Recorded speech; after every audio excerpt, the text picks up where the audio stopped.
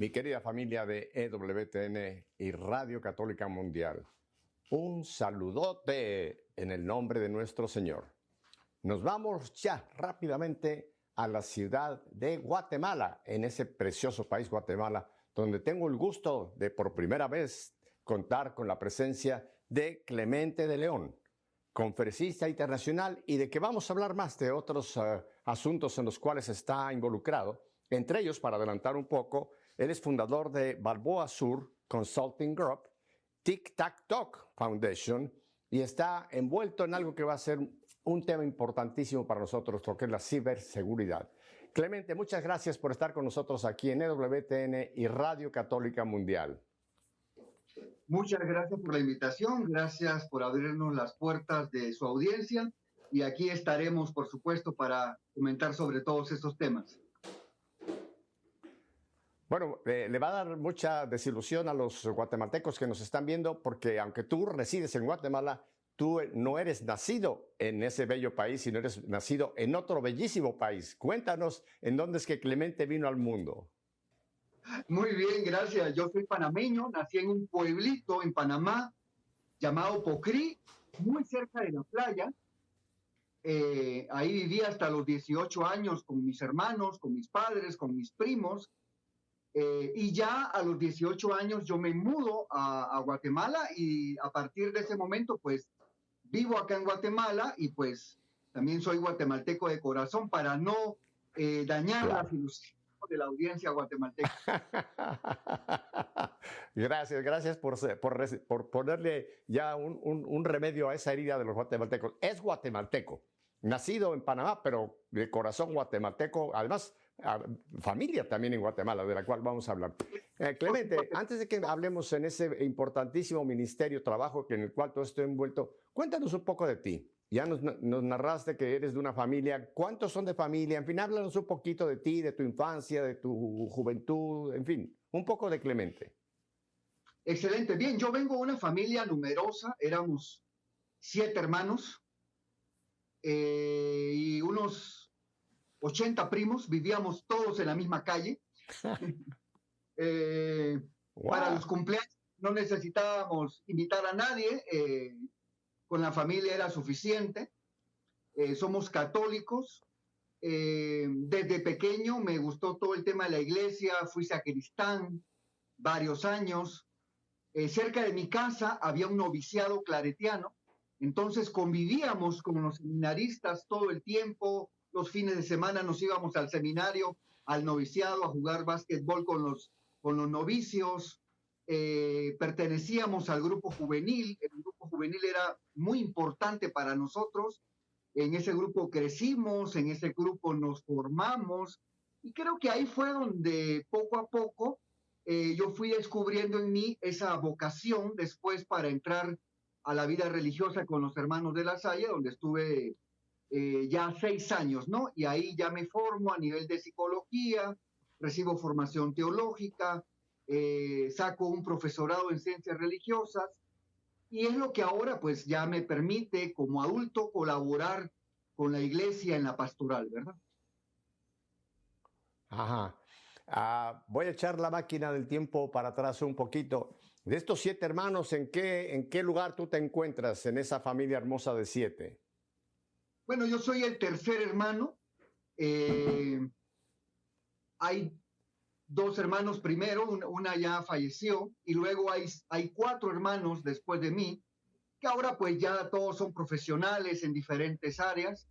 Pero bueno, ese estilo de crianza de una familia numerosa es bastante diferente a como es ahora, ¿no? En donde cada niño ahora se mete en su cuarto, se mete en su caverna. En ese tiempo, pues compartíamos todo, ¿no? Dormíamos 4 en un cuarto. Entonces, ahí contábamos chistes, contábamos anécdotas. Era un poco diferente la manera en que nos criábamos en aquella época, ¿no? Íbamos a la escuela caminando, regresábamos caminando, regresábamos debajo de los aguaceros, chapoteando el agua. Son algunas cosas que pues nuestros hijos de ahora ya no vivencian, ¿no? Pero no es culpa de nuestros hijos, sino que nosotros mismos les hemos querido dar un estilo de vida diferente. cuando ese estilo de vida que nosotros teníamos de pequeño era magnífico, ¿sí? Todo el pueblo nos criaba, no solamente nuestros papás.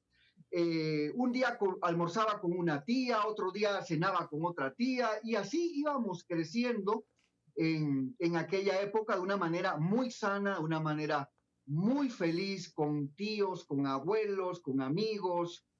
Fueron años realmente que formaron mi personalidad y que fueron clave para que yo sea la persona que ahora soy. Ujú. Ese último punto es muy importante porque toda esta época de la infancia, la pubertad, van formando el carácter de una persona para en su edad ya adulta, pues se proyecte en la vida, para bien o para mal, ¿no? Pero yo estoy totalmente de acuerdo contigo, Clemente. Yo que también me crié en una familia, primero 6 y luego 2 más 8, y me identifico mucho con lo que tú dices, ¿no? El juego con los hermanos, el juego con los primos, la ida al colegio, el regreso al colegio, etcétera. Pero fueron tiempos muy felices. Déjame te pregunto, en aquel tiempo, tú eres mucho más joven que yo, pero te hago esta pregunta. En aquel tiempo que tú hablas de tu infancia, ¿ya había también la televisión tomado el control del hogar o todavía la televisión la teníamos bajo control? Creo que la televisión en ese entonces no jugaba un papel tan importante porque, por lo menos en el pueblo donde yo vivía, solo se veía un canal. Entonces, Ah, la programación estaba bastante dividida para los diferentes gustos. Entonces, digamos que a las 6 de la tarde eran las noticias y como nosotros éramos pequeños, pues no nos interesaban las noticias. Luego venían las novelas, tampoco nos interesaban las novelas. Entonces, entre las 6 de la tarde y 7, 8, 9 de la noche íbamos a la calle a jugar.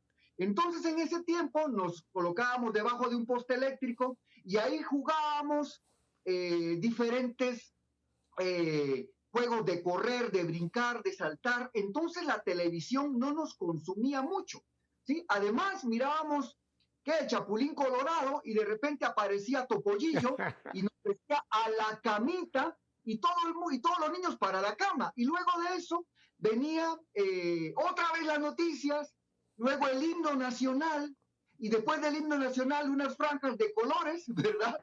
En donde la transmisión se terminaba y sonaba un pitito que decía pi hasta las 6 de la mañana todo el mundo. La televisión era como un complemento, ¿verdad? Era algo que pues nos ayudaba a entender el mundo cómo estaba fuera de nuestro pueblo, de donde salíamos muy pocas veces. Te cuento que yo fui a la ciudad capital de Panamá hasta los 18 años prácticamente. No había salido yo del pueblo. Entonces la televisión nos ayudaba a entender un poco cómo era el mundo por fuera, pero no nos consumía, no nos atrapaba como sucede ahora. ujú. Y bueno, por supuesto, damos por descartado que en aquel tiempo no había tampoco, de cómo fueron los beepers, aquellos primeros teléfonos celulares que parecían un ladrillo, todo eso que fue llegando después, fue introduciéndose toda esa nueva tecnología, pero gracias a Dios que a ti y a una serie de adultos como yo, pues no tuvimos tanto esa influencia como la tienen hoy nuestra niñez y nuestra juventud. Oye, ¿y cómo fue que nació en ti la vocación para ser hermano en esta congregación? Bueno, como te contaba, cerca de mi casa había un noviciado claretiano, pero ellos eran, su vocación era sacerdotal. Mientras tanto, los hermanos de la Salle llegan al pueblo a ofrecernos una vida más religiosa, más laical. Creo que eso fue lo que llamó en mí la atención. Y bueno, me conquistaron los hermanos de la Salle, me mandaron para acá, para Guatemala, y también ellos se dedican mucho al tema educativo. Yo en Panamá quería hacer Ujú. algo, era muy difícil ser maestro en esa época en Panamá porque la escuela de magisterio estaba muy lejos, había que irse a vivir para allá. Entonces, esa vocación en mí de alguna manera quedó frustrada. Pero cuando llegan los hermanos de la Salle, me dan la oportunidad de, de reencontrarme nuevamente con esa vocación y entonces estudio un profesorado en ciencias religiosas y me ponen a dar catequesis, me ponen a dar clases de confirmación, me ponen a cargo de grupos juveniles Y entonces, en esos años me siento yo muy realizado porque ellos son eminentemente maestros y entonces creo que eso conquistó en parte mi corazón para unirme a la congregación de los hermanos de la Salle, donde también viví una época muy feliz, una época muy importante de mi vida.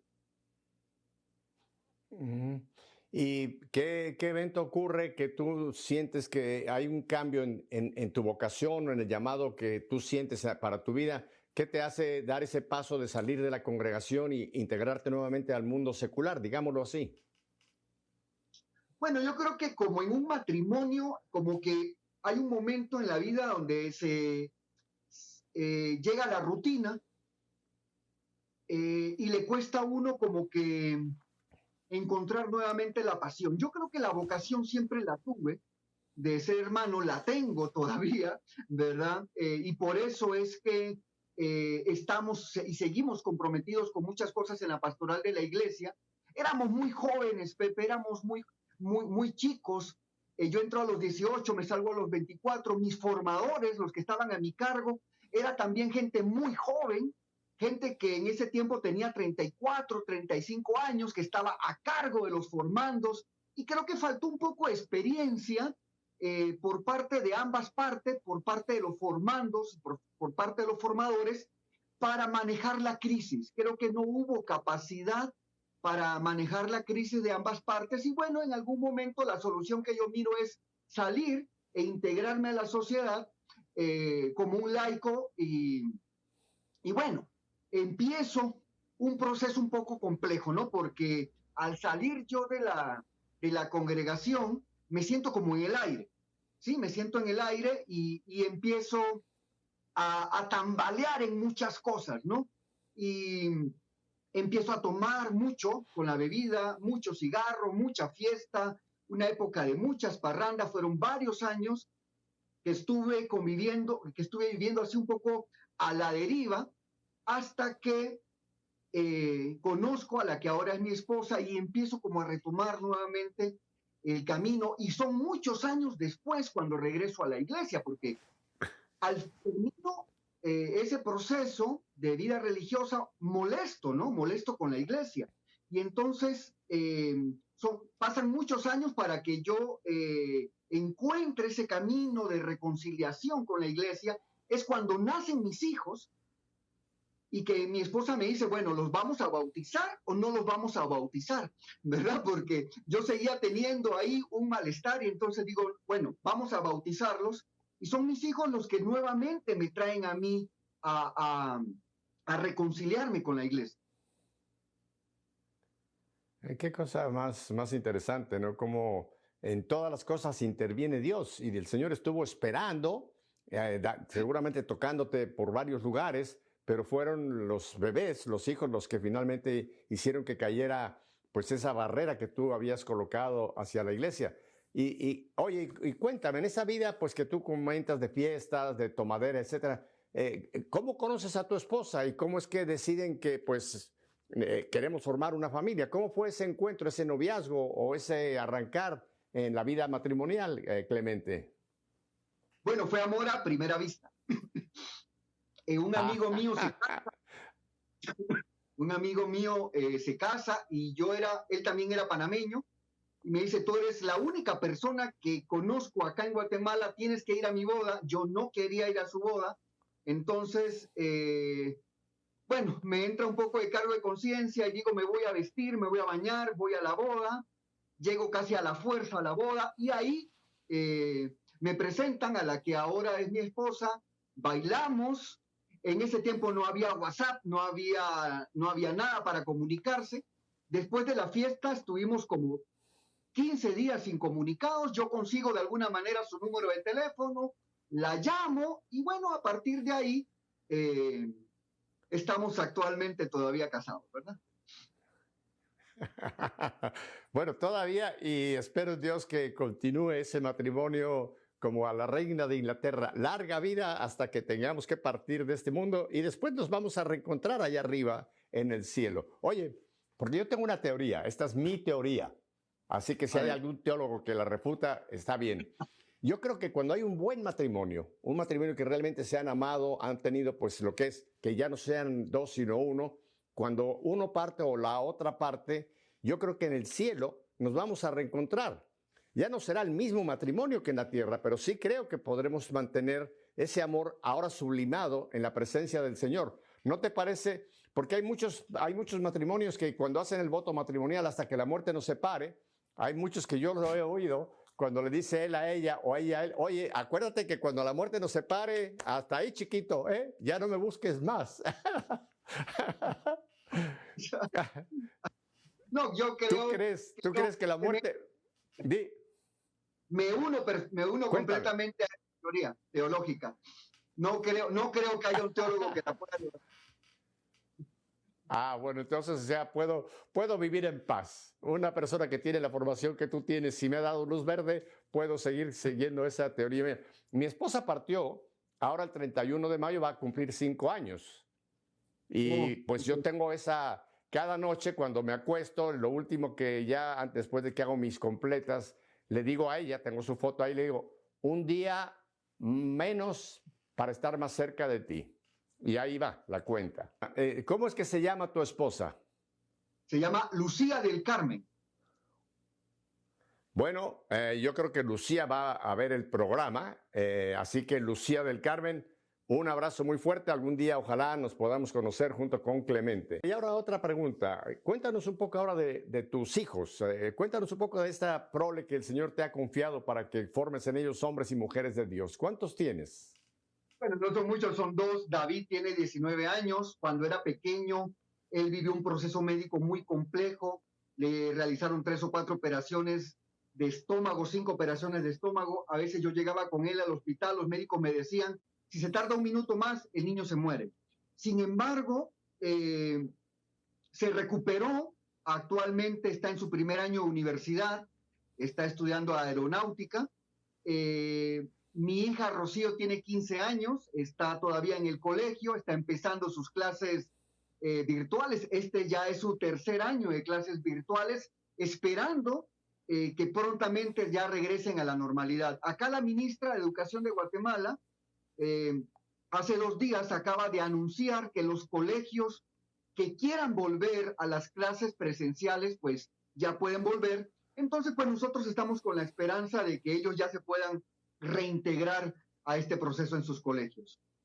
Ellos se bautizaron, como decíamos, hicieron su primera comunión. David ya hizo la confirmación. Rocío va a empezar el proceso de catequesis para su confirmación. Y bueno, hemos querido también llevarlos, ¿verdad?, por el camino de los sacramentos, de la iniciación cristiana, porque consideramos que esto los hace hombres y mujeres de bien. Así es, así es. Y volviendo un momento entonces a ese despertar de tu fe a través de pues estos bebés que Dios les ha regalado, ¿qué fue lo que pasó en ti? ¿Descubriste que todo en lo que tú habías creído, en lo que tú habías tenido ilusión, era real y que había pasado este conflicto y que ahora lo volvías a retomar? ¿Cómo fue tu reintegración a la vida en el cuerpo de Cristo en la iglesia, Clemente? Bueno, empecé a darme cuenta que estaba actuando de manera egoísta, que cuando yo era pequeño, la iglesia y la parroquia y todo lo que sucedía en la parroquia a mí también me había formado, me había vuelto un hombre de bien, había formado en mí valores, y que yo le estaba quitando esa oportunidad a mis hijos por alguna molestia o por algún rencor viejo que ya no tenía sentido.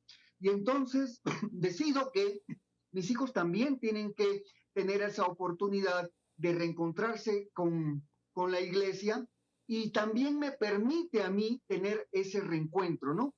Y entonces, con el tema en el que yo ahora me desarrollo, que es el tema de la ciberseguridad, encuentro un espacio para dar mi aporte a la iglesia en ese sentido. Y bueno, me reconcilio con mis hermanos de La Salle, los llamo, hablo con ellos, voy nuevamente a sus comunidades, me vuelvo nuevamente amigo de ellos. Ellos también me vuelven a llamar, voy a sus colegios a dar conferencias con sus alumnos. Y bueno, ha sido una experiencia de reconciliación muy bonita, nuevamente ser amigo de ellos. compartir ese espíritu de Juan Bautista de la Salle en el tema educativo, y eso hace que me reconecte nuevamente también con la iglesia. Y acá, pues, en Guatemala, pues ya tengo contacto con los seminarios, con obispos, con diócesis, donde vamos desarrollando el ministerio que ahora tenemos. Muy bien, Clemente. Ahora, algo que me llama mucho la atención es, tú has fundado una fundación que se llama Balboa Sur Consulting Group, Tic Tac Tech Foundation, y que estás muy envuelto en todo lo que es la ciberseguridad.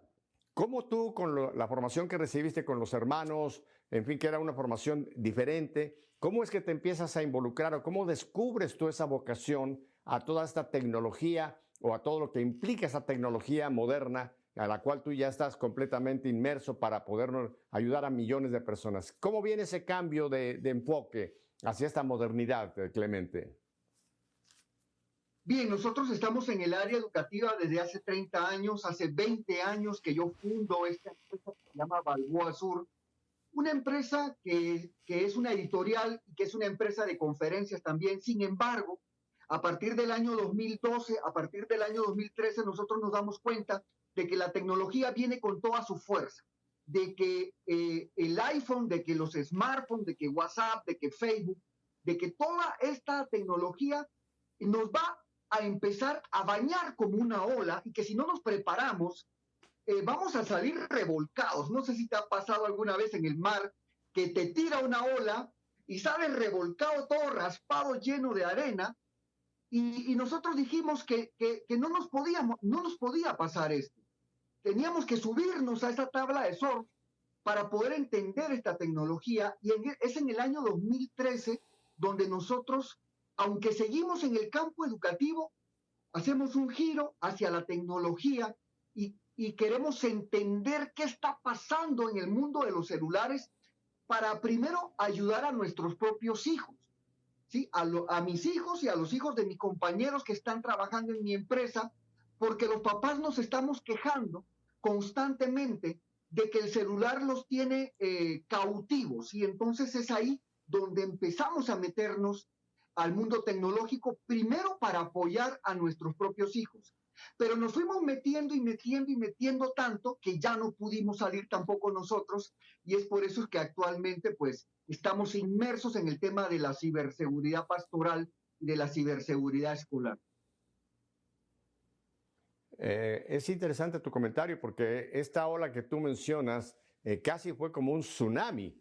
Fue más que una pequeña ola marina, sino fue en muy poco tiempo, en cuestión de años, que casi cada mes, casi cada día, casi cada semana aparecía algo nuevo. Yo me recuerdo, imagínate, cuando empezó todo aquello con los famosos beepers, que te lo colgabas en la cintura y parecía que eras epiléptico cuando te sonaba el timbre ese, que empezabas a moverte como loco. Me recuerdo el primer teléfono celular, que era un ladrillo de ese tamaño, era casi como el teléfono de la casa, pero sin alambre, en fin. Pero eso empezó a cambiar a una velocidad increíble. Entonces yo creo que sí es acertada tu comparación. Más que una ola, fue un tsunami el que nos cayó encima. Y tristemente, de esto lo vamos a hablar más adelante, Clemente, creo que hay una generación que se quedó sin captar esto. O si la captó, se hizo a un lado y la dejó ahí. Y no nos damos cuenta de la importancia que tiene en todos sentidos el que seamos conscientes de lo que implica toda esta nueva tecnología y los efectos que está produciendo en nuestra niñez, en nuestra juventud, en los negocios, en la religión, en la formación, en la educación, en todo. Porque hoy día todo está empapado de este tsunami, de esta nueva tecnología. Entonces, ¿en qué año tú crees que empieza a darse todo este fenómeno que nos empieza a capturar prácticamente esta nueva tecnología, Clemente? Mira, tienes razón con lo del Viper. Yo me acuerdo que cuando compré mi primer Viper, yo me sentía que era como del FBI. O sea, hasta caminaba por la calle. Yo creo que es precisamente por el año 2012 cuando surge el iPhone. El iPhone no trae algo precisamente nuevo. Lo que trae nuevo el iPhone es que une todas las partes. ¿Ok? Entonces, acuérdate que antes teníamos el beeper para recibir mensajes, el MP3 para escuchar música, el MP4 para escuchar videos. Nos colgábamos una cosa grandota aquí que se llamaba cámara para tomar fotos. Ese celular que parecía un plátano para hacer llamadas. Entonces salíamos a la calle lleno de aparatos. Pero viene el iPhone y lo que hace el iPhone es unir todas las partes en un solo aparato.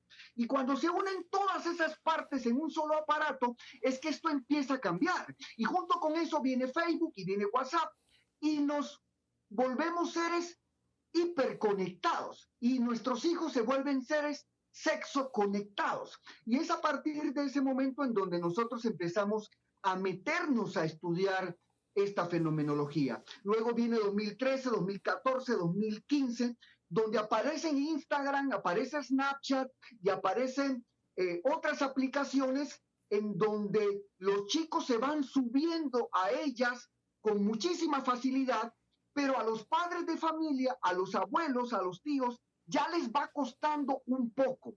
Y entonces nos vamos volviendo un poco más lentos para subirnos a esa tecnología hasta que llega un momento en donde nuestros hijos se encuentran solos y se encuentran sin liderazgo en este mundo cibernético.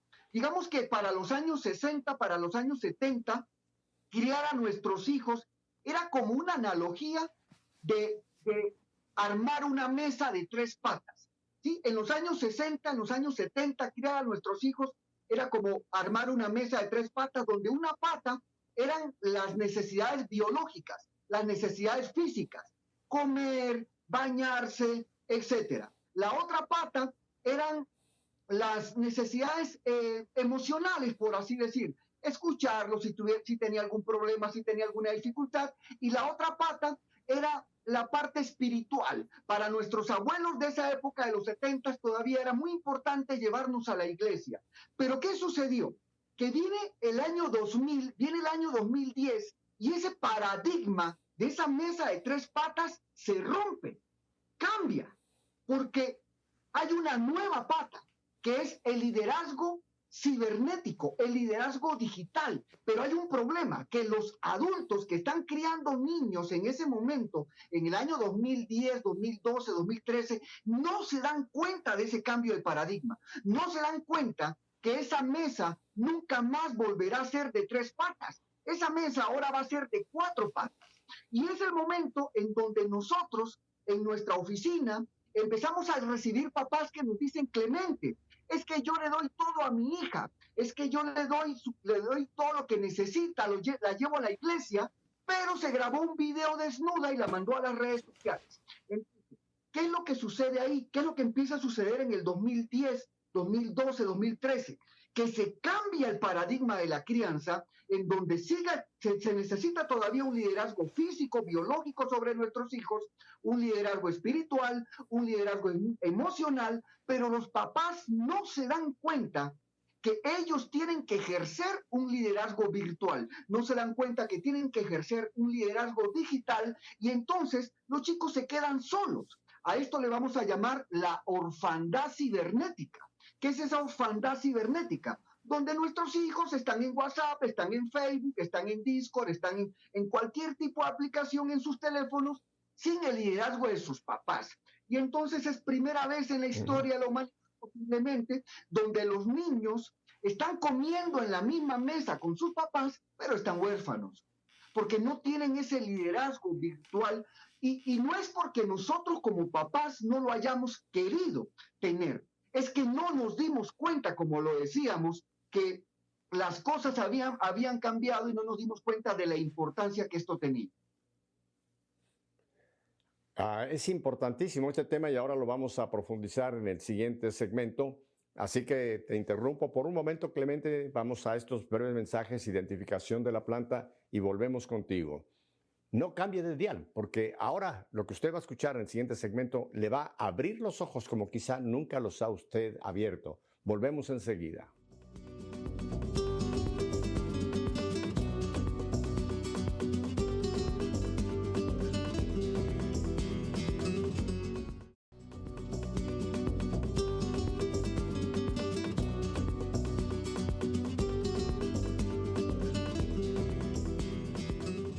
volvemos a la ciudad de Guatemala, en ese bello país Guatemala, para continuar escuchando a quien hoy nos va a traer una gran iluminación, Clemente de León.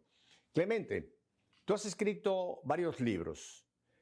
Cuando estuve preparándome para esta entrevista contigo, uno de los libros que me llamó muchísimo la atención por su título es Francisco, el hacker de Dios.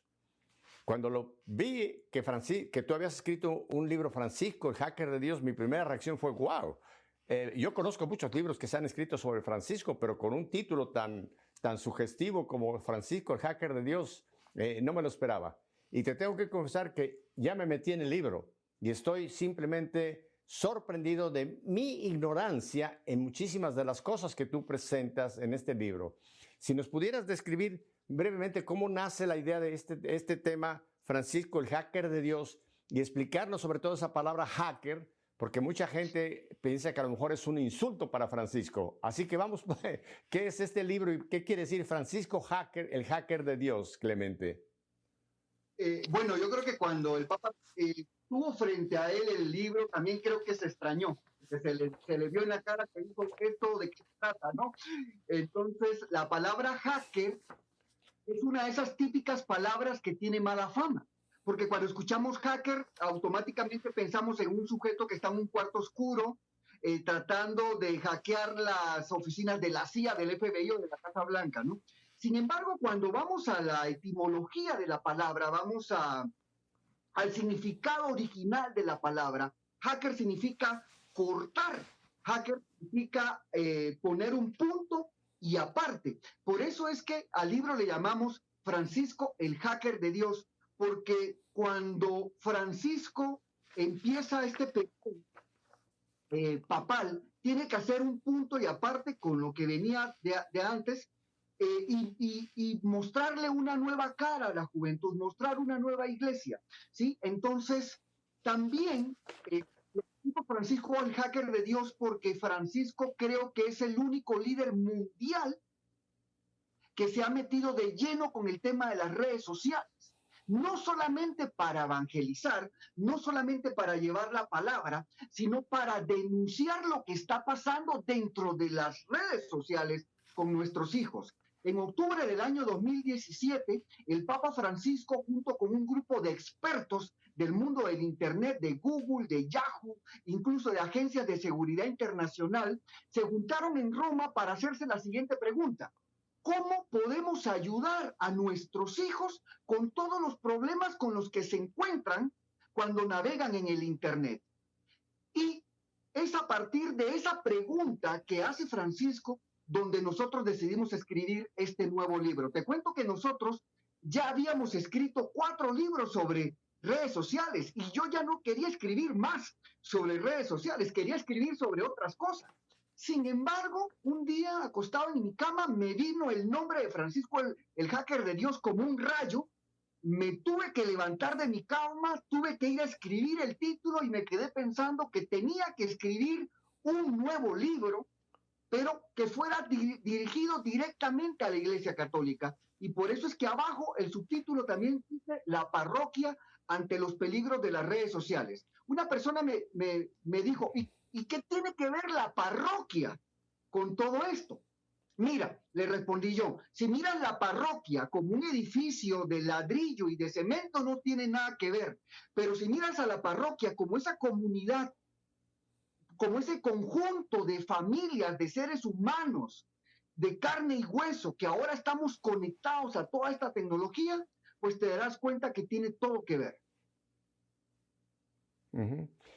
Solamente para que la gente le quede claro la palabra hacker, tú mismo en el libro, en la introducción, aclaras que la palabra, hay otra palabra que es cracker, C-R-A-C-K-R, cracker, ese sí. Este sí es el que se mete, los piratas, toda esta gente que se mete en el Internet con fines negros, vamos a llamarlo de esta palabra.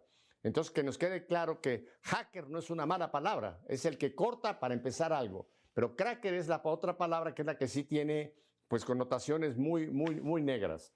Yo estoy totalmente de acuerdo. Cuando empecé con el libro, me pareció tu idea genial, porque somos una parroquia no solamente cuando estamos en el templo, que vamos a nuestra vida sacramental, sino somos una comunidad en nuestro hogar. Nuestra familia es una familia, es la célula básica de la iglesia, o sea, la parroquia está formada por familias y es ahí donde toda esta influencia llega. Ahora, Francisco creo que cuando se quedó viendo con asombro el libro y si lo empezó a ojear, debe haber quedado muy agradecido de que tú lo mencionas continuamente. Lo que dijo en Río de Janeiro, lo que dijo en esta conferencia, sí, está lleno tu libro de citas de Francisco, que yo estoy de acuerdo contigo. Me parece que nunca hemos captado esta dimensión de Francisco que nos ha sonado la alarma de lo que está pasando en la familia y como repercusión en la iglesia.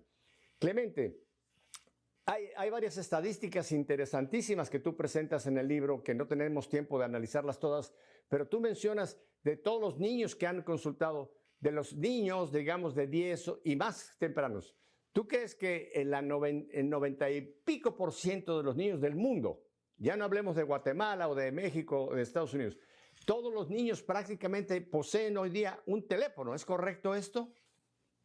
Creo que es correcto, y con la nueva virtualidad, con el nuevo ecosistema escolar digital en el que ahora tenemos que convivir, la mayoría de los niños ahora tienen un teléfono. Guatemala, a pesar de ser un país tan pobre, con tantas necesidades económicas, hay 30, 40 millones de teléfonos en comparación con 17 millones de personas. En la estadística que nosotros tenemos, nosotros hicimos una encuesta. Hemos encuestado a más de 17.500 niños de Guatemala, Honduras y Panamá. En nuestros resultados de nuestra empresa, más del 92, del 93% de los chicos antes de la pandemia ya tenían un teléfono. Ahora con la pandemia creemos que eso se está acercando muy fácilmente al 100%. Y puede ser que sobrepase el 100%, porque ahora nuestros hijos no solo tienen un teléfono, tienen una tablet, tienen una laptop, tienen un iPhone. Posiblemente nuestros hijos ahora tengan entre 3 y 7 dispositivos electrónicos para conectarse con el mundo digital. Uh-huh.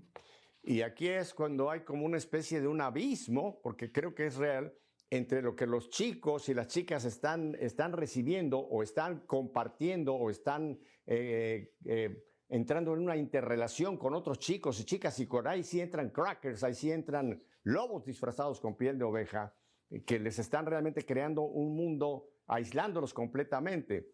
Tú mencionas algo que es una frase que quisiera yo leer, porque fíjense lo que dice Clemente, entre otras de las frases. La adolescencia es una de las etapas más lindas, maravillosas y especiales de la vida, pero también es sinónimo de desafío, provocación, polémica, rivalidades, contradicciones, excitaciones, fanfarroneo, apuestas y retos, características propias de la edad, pero que terminan enriqueciendo sobremanera nuestro crecimiento.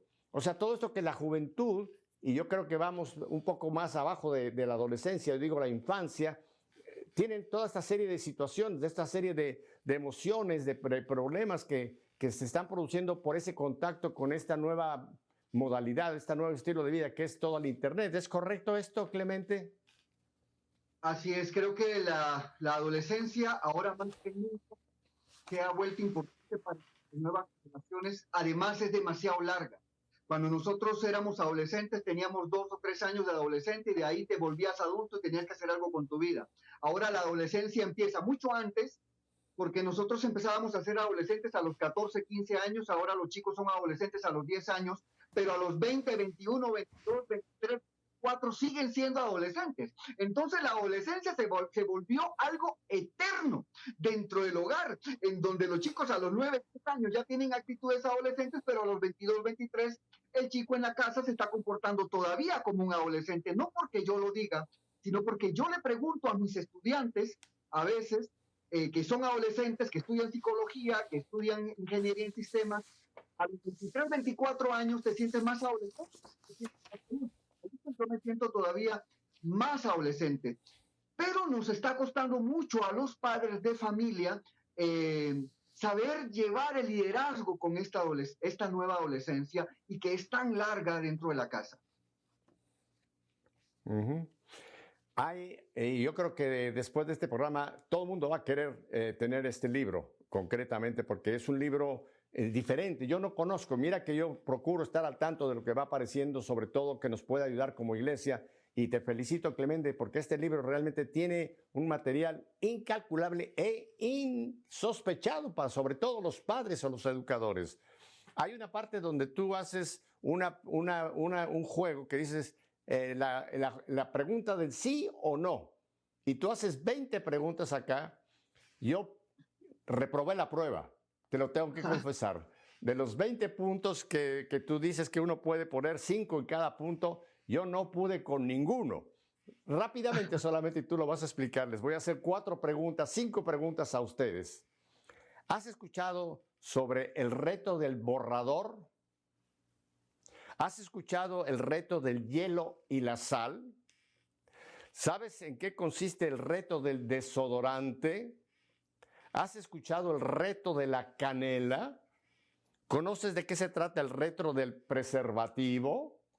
Y sigue esta lista. Claro, ya me dijeron ustedes que usted sabe lo que es un desodorante, la canela que le pone a su café, la sal y el hielo, el borrador. Pero esto tiene una connotación totalmente diferente ya dentro de nuestra juventud. ¿No es así, Clemente, que como muestra basta un botón de estas preguntas? Claro, algo que descubrimos en nuestra investigación fue que los chicos se estaban comunicando a través de códigos.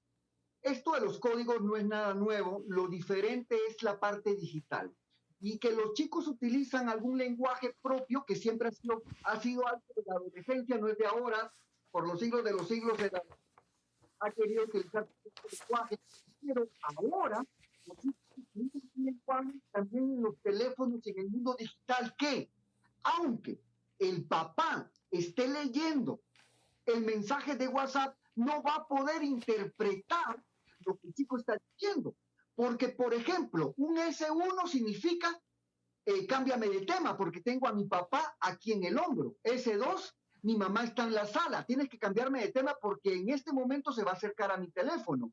W, cámara encendida. W1, quítate la ropa. W2, mándame foto de niños desnudos. Caldo de pollo, por ejemplo, mándame videos de niños desnudos o mándame videos de tortura de niños. Entonces, nos empezamos a preguntar por qué los chicos usan esta terminología y esa terminología nos llevó rápidamente a los retos.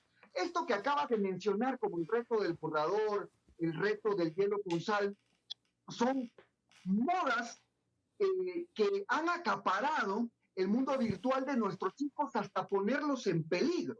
El reto de la canela, por ejemplo, se toman 2 cucharadas de canela. Como la canela no se puede tragar fácilmente, entonces la expulsan. Cuando la canela sale disparada, a eso le conocen en el mundo de los adolescentes como el aliento de dragón.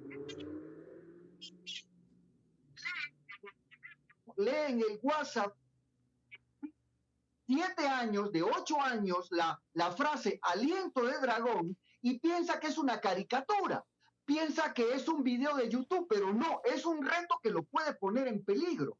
Y de la misma forma los demás retos, el reto del preservativo, por ejemplo, acá en Guatemala, ya llegó a niños de segundo grado primaria, donde tienen que agarrar un preservativo, meterlo por la nariz y sacarlo por la boca. Esto está sucediendo con niños de primer grado, segundo grado, tercer grado de primaria. Ni siquiera estoy hablando de los chicos mayores de secundaria, estoy hablando de chicos pequeños.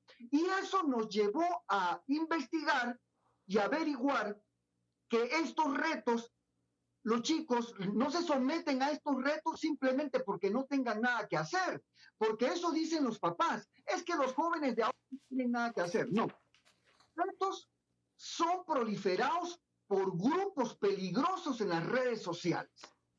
Hay grupos con la intención de llevar a nuestros hijos, si es necesario, al suicidio.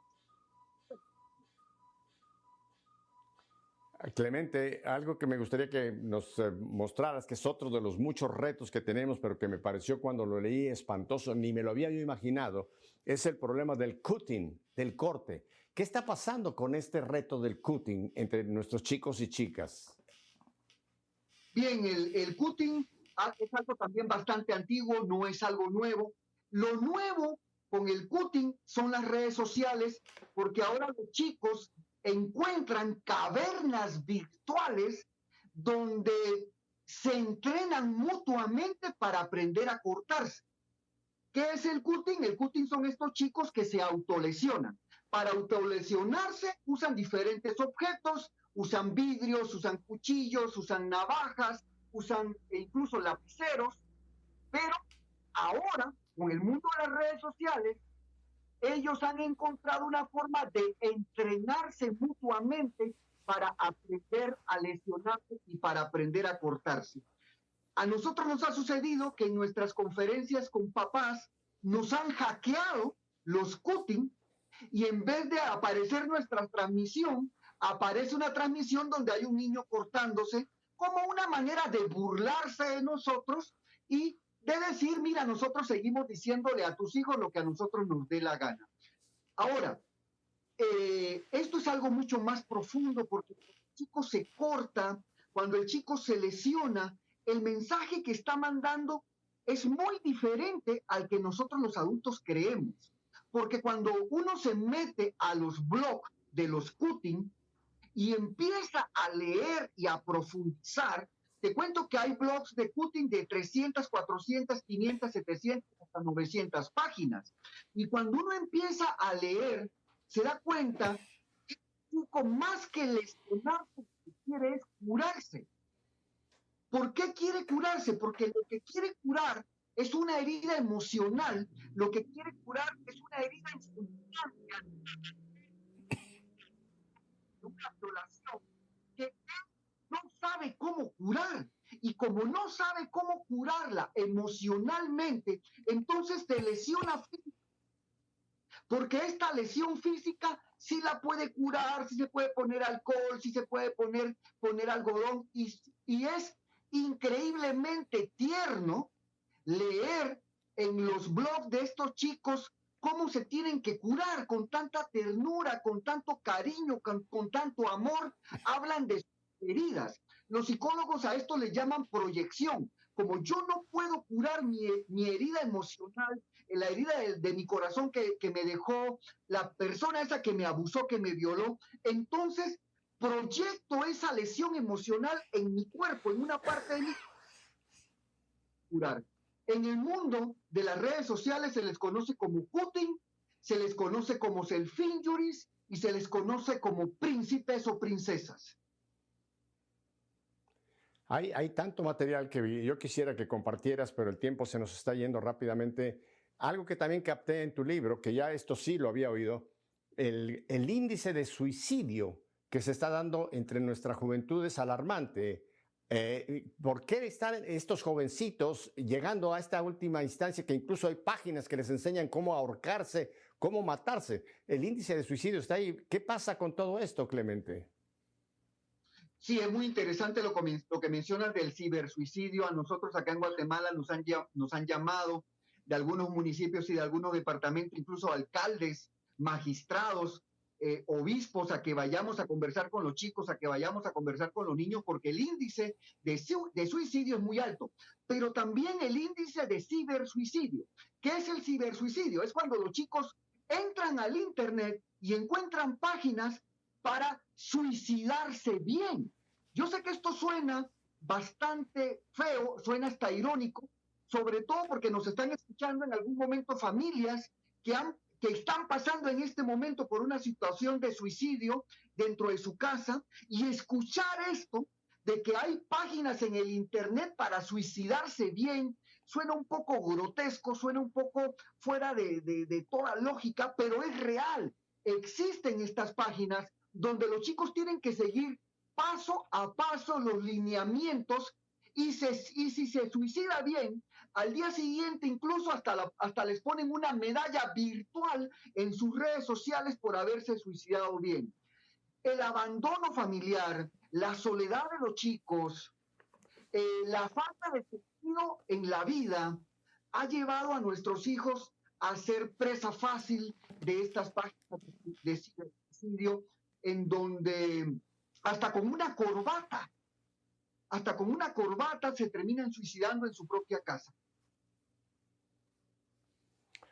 Hay tanto que pudiéramos continuar, Clemente, pero hay un mundo nefasto, negro, y nunca hemos usado la palabra en este programa, pero yo lo considero que es demoníaco, lo que está atrás de toda esta basura terrible, donde nuestra juventud, nuestra niñez, juventud y adolescencia están inmersos, y el nivel de ignorancia de los padres es alarmante, Clemente, alarmante. Esto yo porque trabajo mucho con adultos, y esto sí lo he oído. No saben lo que está pasando, no saben lo que están viendo sus hijos, no saben esas redes en las que están metidas. Pero mira lo que dice la palabra de Dios a los que están detrás de todo esto, que es todo un mundo tenebroso, en el Evangelio de Mateo capítulo 18. Y dice, pero el que lleve a pecar a uno de estos pequeños que creen en mí, más le valdría que le colgaran al cuello una piedra de molino y lo arrojaran al fondo del mar. Imagínate lo que les espera a estas gentes, a todos estos terribles grupos y organizaciones, porque esto está organizado. Esto no es un tipo loco por acá, un tipo loco por allá. Es toda una red organizada. ¿Es correcto esto, Clemente? Que son redes organizadas para capturar y acabar con nuestra juventud. Efectivamente. No queremos, como tú lo dijiste, demonizar el Internet. El Papa Francisco dice claramente que las redes sociales son un fruto maravilloso de la ciencia y de la técnica. Ahora, yo le agrego a eso que dice el Papa Francisco. El Papa dice, las redes sociales son un fruto maravilloso de la ciencia y de la técnica. Yo le agrego que el problema que tenemos es que el diablo quiere quedarse con ese fruto. El diablo quiere apropiarse con ese fruto. Entonces estamos en una guerra emocional, estamos en una guerra espiritual de la que los adultos no somos conscientes de que existe esa guerra y mucho menos somos conscientes de que estamos perdiendo esa guerra. A mí me encanta la tecnología porque si no me gustara la tecnología, no pudiera estar hablando tanto tiempo y tantos años y escribir tantos libros sobre tecnología. Pero tenemos que ser claros que hay una parte oscura de la tecnología que está llevando a nuestros chicos directamente a la muerte. Y un ejemplo, por poner un ejemplo solamente de lo que estoy diciendo, es el tema de los cibersuicidios, donde los chicos caen como moscas en las garras de sujetos y de organizaciones muy bien diseñadas para llevar a nuestros hijos hacia la debacle. Clemente, me quedan un par de minutos. Hemos estado poniendo la cintilla con las direcciones donde la gente te puede contactar para preguntarte o para encontrar todo el material fantástico que tú tienes.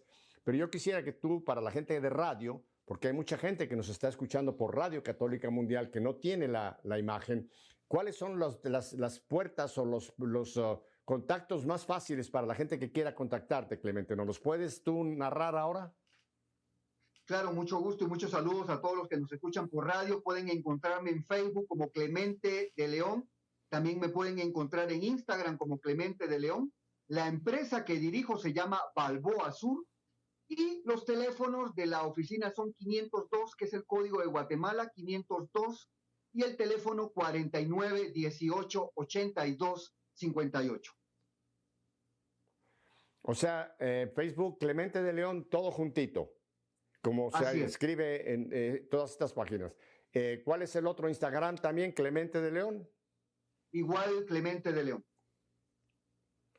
Y entonces el teléfono, si lo puedes repetir despacito para que lo pueda apuntar doña Panchita, que no tenía lápiz, pero ya lo trajo.